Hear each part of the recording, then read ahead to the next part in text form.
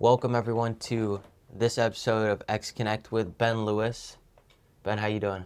Doing very well. Very excited to be on the podcast. It's good to see you, Craig. Of course, yeah. Today we're going to learn a little bit about Ben, where he's from, what makes Ben Lewis, and of course we're going to talk about the presidential debate he just came off of a few weeks ago, which is a big deal. So yeah, let's dive right in. Alrighty. So Ben, first, why don't you tell everyone where you grew up and what led you to Exeter? All right. Well, first off, my mom, she went to Exeter when she was my age. Yeah. And then she went to Yale and then Cambridge. And then after that, she came back to, we lived in South Boston for probably the first seven or so years of my life before moving up. Moved around schools a lot. I started out going to Beacon Hill Nursery School. Yeah. And then I went on to Fessenden for a couple of years. Then after we moved, went to Berwick. After Berwick, went to MHT for a year. Then Heronfield Academy, and now I'm here at Exeter. And where's Berwick? It's in Berwick, Maine, or South Berwick, Maine, I think. But yeah, she worked at BCG in between for a couple of years. So you lived in South Boston. Now you live in Rye, New Yeah, Hampshire? Rye. Yeah, Rye Yeah. Beach. So what has that transition been like for you? Did you ever imagine living in Rye, New Hampshire, or how has that changed things? That's a good question. So my grandparents, we always came up to see them on the weekends and the summer, school breaks. Like a lot of the time we'd come up to New Hampshire to meet with our grandparents and also our cousins, my cousin Chloe Tyler Bosma. But we'd come up here a lot, so I was really familiar with the Rye Beach kind of landscape and like just what's going on in Rye. So it's a big shift though between kind of very urban, very urban South Boston where we lived, where it was like, The Red Sox, Yeah. Celtics, big city life. And like you walk down the street, you'll see pickup basketball games and Yeah. there's playgrounds and all sorts of stuff everywhere. You go into Rye, it's not like it's not like it's less alive, there's still this kind of sense of everything's working, but it's more serene, it's more peaceful, less Yeah, chaos. of course. You think about Boston, you think about Chicago, New York, it's a big city, a lot of things going on. And you think of New Hampshire, you think of Vermont, it's almost the You opposite. think like woods. You think like I always think of the Flume. It's like this it's like this state park, I think. It's like some gorge or some sort. It's this Flume. It's this waterfall. It's a really cool waterfall. Yeah. That there was. Yeah, well, I know coming from Florida, I definitely never expected to be living in New Hampshire, especially this early on in my life. But, here we are. So it sounds like that was a smooth transition because you had your family, you had your cousins, you already had some loose roots in the community, right? Yeah. So tell me, before this, we spoke a little bit, and you told me that you used to read ravenously. Yeah. That's specifically what you said, right? And then that kind of died down over time, right? What did you used to read, and why do you think that died down?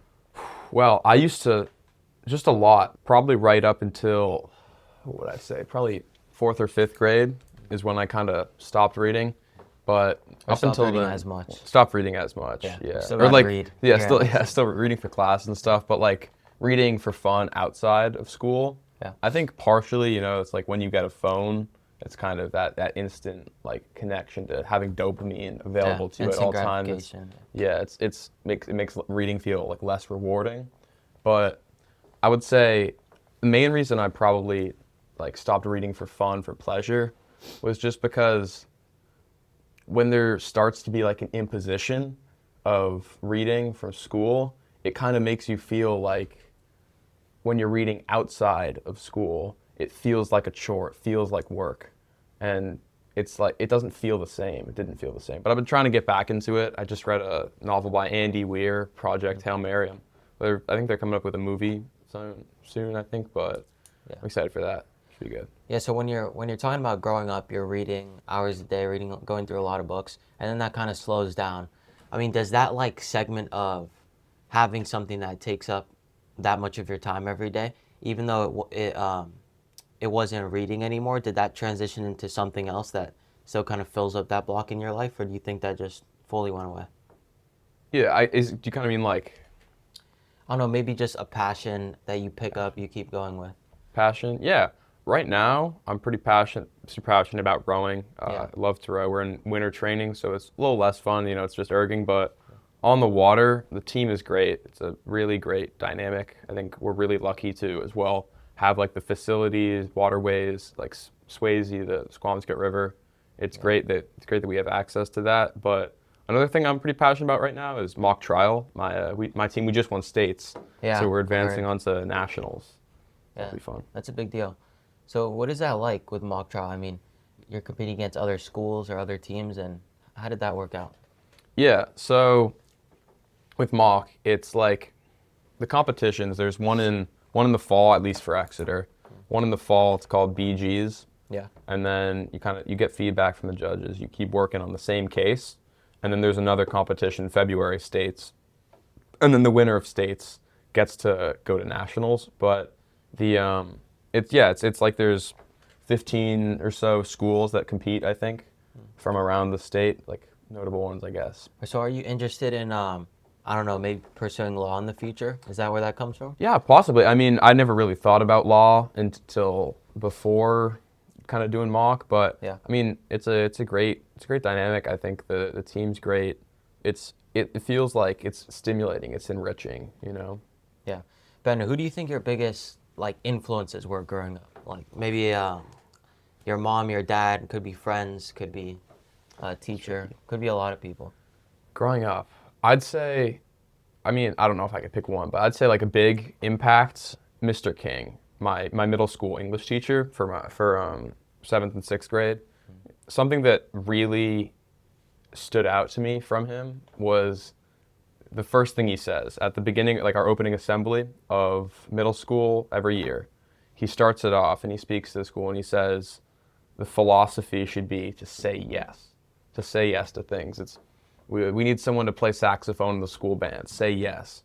We need someone to run cross country. Say yes. And I think that applying that philosophy to other aspects of your life, just saying yes, I think is really key. Because, I mean, when I think about things that I've done, things that have brought me the most joy, things that have made me feel the most complete, Yeah. I think times that people suggested me things and I say yes, like, oh, Ben, you want to try out for mock trial? Sure. You want to row? Sure. And then look where that's got me. It's got me to a lot of really great memories and experiences. Yeah, that's a great piece of advice. You don't know all the opportunities that could be held for you if you just stay in your box and stay in your comfort zone. Yeah. So that is an important lesson. Shout out Mr. King, wherever you are. So, how about on campus? I mean, you're big into rowing, right? Yeah. Are there any team captains you maybe look up to? Yeah, we got 3 captains this year, Yeah. Matt Miner, Peter Roper, and Bill O'Connor. They're great captains. Yeah. Really, really foster the team dynamic. They organized our whole winter training because the winter training's more run by the captains and supported by the coach, or at least for the boys' side. I think the girls' side is a little bit different. Yeah. But I'd say, as well, last year, a lot of people that have been really supportive just getting into rowing, because that's kind of the trickiest part of doing anything is the beginning, starting out. So Finn Lorgan was a huge influence on what made me decide to row. Aryan, Mason, all of them. They're just kind of the team dynamic as a whole, and just like the seniors in rowing are very consistently welcoming and encouraging. Yeah. So your mom went to Exeter, and we already talked about that. Like you already had this like idea of what Exeter was in the back of your mind growing up, right? Yeah. I mean, the idea of boarding school is different for everyone. Some people don't know much about it until later. Some people do. Some people have family, whatever. When did you really like start picturing yourself going here? Was that really since you were a child, or was that kind of in the back of your mind, and then maybe middle school came around and you're like, okay, this is the place I want to go? Yeah. I mean, I think, yeah, I've always really kind of wanted to go to Exeter, but I never like had my heart set on. I wasn't like waking up every morning thinking, what am I going to do today that's going to get me to Phillips Exeter Academy? I was just kind of like, saying yes, doing things that I enjoy, that I'm passionate about. And then it just felt like Phillips Exeter was the place where I wanted to learn and grow. And it felt like it had a lot of opportunities for growth and enjoyment. So when you finally you got to Exeter, Yeah. you know, I'm sure you had a ton of expectations set by your family. Your cousin already had gone here, or was going here. Was it what you expected, or was it different?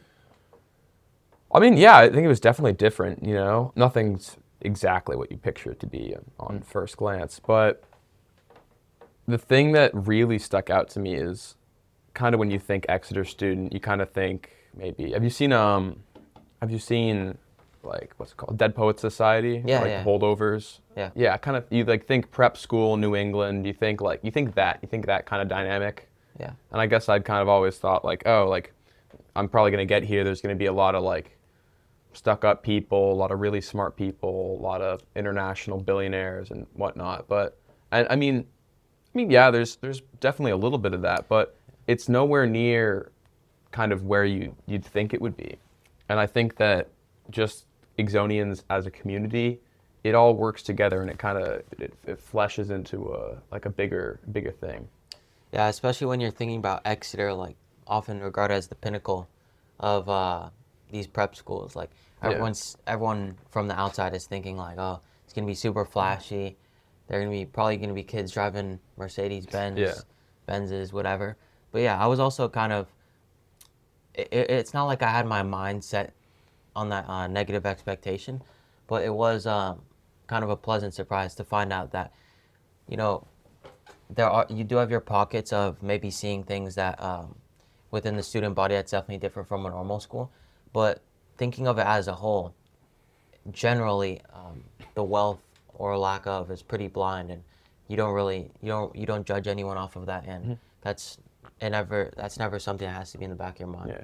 I feel like that kind of comes into play because, like, I mean, you get here and everybody's taking the same classes for the most part. I mean, there's different levels of math and whatnot in chem versus bio, but everybody is kind of nobody is like set above anyone here. It's all like everybody's taking the same Yeah. classes. We're all, Everybody's we're eating all the on same. an equal playing Yeah, field. everybody's eating the same 3 meals a day. Everybody's living in the same dorms, same showers. Yeah.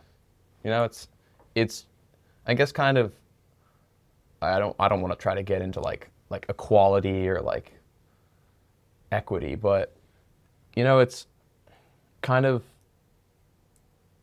peaceful to it. It's like the way that it all works together, kind of making this community is that having nobody's like given extra advantages or anything. It's all same like you said, same playing field. I think that really works Yeah. well. All right, Ben, let's talk about that presidential run, right? That's everyone has been talking about that. So for everyone who doesn't know, maybe we're talking with some family, some people outside of this immediate Exeter community. So for the presidential campaign, Ben decided to run pretty much a year prematurely, right? Because you're a lower, we're both lowers, Yeah. sophomores, and everyone that runs is typically a junior or an upper, as we call them. Yeah. Right? And the thing is, he actually made it to the presidential debate, which has the top three candidates, right? I mean, I want to hear about that experience, but first I need to ask, like, how did that even come about? How did that originate you thinking to run as a sophomore? Well, And didn't you run as a freshman yeah, also? I did actually run as Yeah. a freshman. That was kind of where I'd say it began. Was last year again going back to the saying yes. Someone said like, "Oh Ben, what if you ran?" And Yeah. I forget who, but just saying yes, and I was like, "Sure, why not? I'll go out get the signatures." It took like a couple hours, but then it was a really fun experience last year, and I figured, hey, might as well do it again this year. The goal was really kind of to just go to the debate, have some fun, make it entertaining for people, and then also try to voice some of my own ideas to like maybe solidify like a certain base so that next year I'll have a solid like voter kind of sphere, and then that'll work better. And so with your whole campaign, from the start to the debate, you really leaned into like that humor of you like being a year younger, right? You're pulling out the banana, you're pulling out the Patriots jersey, like, and that led to a lot of laughs and a lot of people like taking it like, hey, this guy's funny, whatever, you know. How did you all plan that all out? Well,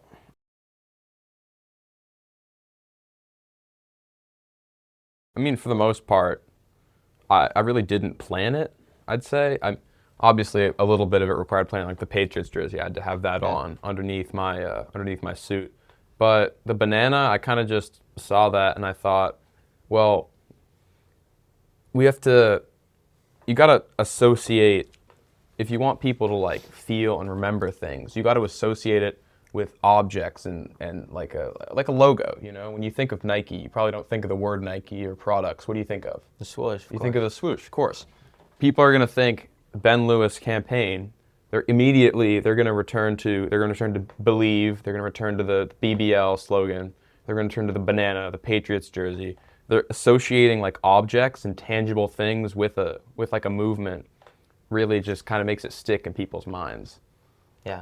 So even though you didn't win, what did that mean to you personally? Like making it to that stage, being a part of that debate, all of that.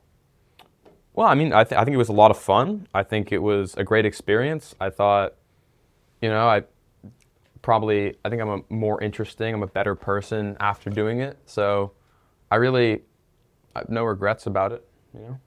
Yeah, that was definitely a great experience. I'm sure that helps you like probably learn maybe a few things about yourself or how this whole thing works. What was it like being there on that debate stage and seeing everyone in the whole school in front of you? Well, like was that nerve-wracking? Yeah, obviously there's going to be some nerves, you know. I mean, you get up there, you're speaking to anyone, there's nerves, but in the same way that at the speeches as well in Goel, kind of I got up there and I knew I needed to do something to kind of settle the nerves, you know, to like something very simple, an introduction. Because I mean, you ask Jim Inley, ask him what he thinks about speeches, he'll tell you all speeches should be impromptu. You should never have a scripted speech, and I fully agree with that. I don't think that you should try to write or memorize speeches for when you're trying to connect with people, you know. But I needed to have somewhere to start, you know, a good starting place, and that's the land acknowledgement, you know. And like, aside from the obvious, you know, it's important to acknowledge the land. It's important to acknowledge that we are in Indokina. It's important because it gives you a great like foundation, you know. I get up there and I'm looking out at the crowd and I'm seeing everybody in the school. Everybody's there, you know. And even at the speeches, there's a lot more people. It's packed to the gills. Yeah. But it's a really good moment. It's a really good way to just kind of settle yourself and think, okay, I'm here, I'm doing this, and then afterwards you're just it all flows, you know. You're not even thinking about like, oh, there's 1,000 people watching me, you know. Yeah, like it's a solid anchor. Yeah, like, it's great. Yeah, that's cool. Ben, we've had a great conversation so far, learning about the debate, learning about where you're from, everything about that. A few more questions. About to wrap it up though. But thank you for having this conversation. Yeah, of course. Let's just let me ask you a few more things. So first, what is something most people don't know about you? I'd say something that most people don't know about me is that I'm relatively young for the grade. My birthday is May 23rd, so it's kind of like a fun fact. Yeah. All right, Ben. Last question here. Before this, you mentioned that you wish people asked you some more philosophical questions. Can you expand on that? Well, I think how to go about answering that is it's a great question. At Exeter, the foundation of all the learning we do is surrounded around Harkness. You know, you go to chemistry class, there's Harkness. You go to English, Harkness, math, Harkness, everywhere. And they wouldn't do it if it didn't work. And I think that the most important way to learn and grow is through discussion, constant discussion. And what I mean by that, like discussion, is not, oh, you're at your friends at the lunch table, you show them a video, you laugh about it, you're like, oh, this, whatever. That's not like a discussion, you know, that's dialogue. But like asking people deeper questions and trying to like really, like kind of what we're doing here, you know, like having engaging discussions where you can practice speaking, you can share your thoughts, and the exchange of ideas helps everyone grow, you know. I think just, yeah, like questions like that and just discussing them with 2, 3 people, 4 people, however many people, I think that's just the best way to learn is through learning from other people. And I think that, you know, if let's just say if every week you had 5 deep discussions with someone about, or not even like deep, more so you can be more surface, like the math hardness question. Why do you think it works versus why do you think it doesn't work? Just having like spirited debate, I think, is a really important way to practice speaking, practice talking with people, and also learning. Yeah, I love that, Ben. Everybody, this is another episode with Ben Lewis on the X Connect podcast. Ben, thank you so much for sharing about your experiences and everything about that. I feel like I've learned something. And hopefully you all learned something about Ben. I know you definitely did. And everybody, make sure to check out the next one. But yeah, Ben Lewis, everybody. Okay. All right. Awesome. Yeah.